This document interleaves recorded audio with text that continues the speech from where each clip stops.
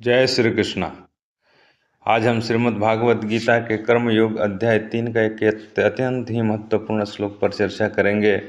यह श्लोक हमें बताता है कि सच्चा संयम क्या है और दिखावटी संयम क्या है। श्लोक है, कर्मेंद्रियाणि संयम्य यह आस्ते मनसा स्मरण इंद्रियार्थान विमूढ़ात्मा मिथ्याचारः स उच्यते।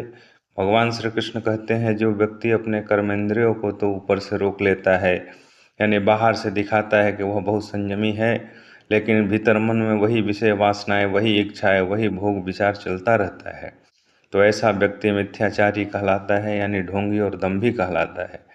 अब सोचिए, अगर कोई व्यक्ति बाहर से बहुत साधु जैसा दिखे, शांत बैठे, कम बोले, संयमित रहे, लेकिन मन में हर समय धन, भोग, आकर्षण, क्रोध, ईर्ष्या और कामनाएं चल रही हो, तो क्या वह सच में संयमी हुआ? भगवान कहते हैं नहीं, क्योंकि संयम का अर्थ केवल शरीर को रोकना नहीं, मन को शुद्ध करना भी है।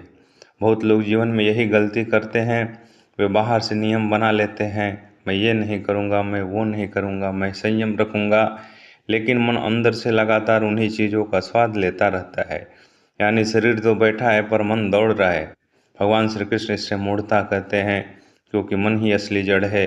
अगर मन ही अशुद्ध है, तो बाहर का संयम केवल अभिनय बन जाता है। यह श्लोक हमें बहुत गहरी सीख देता है कि धर्म और साधना केवल वस्त्र, वाणी या बाहरी व्यवहार नहीं है। धर्म का असली स्थान मन है।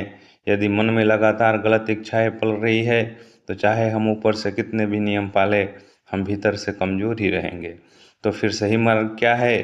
भगवान अगले श्लोक में बताते हैं कि जो व्यक्ति मन और इंद्रियों को संयमित करके कर्म करता है, वह सच्चा कर्मयोगी है।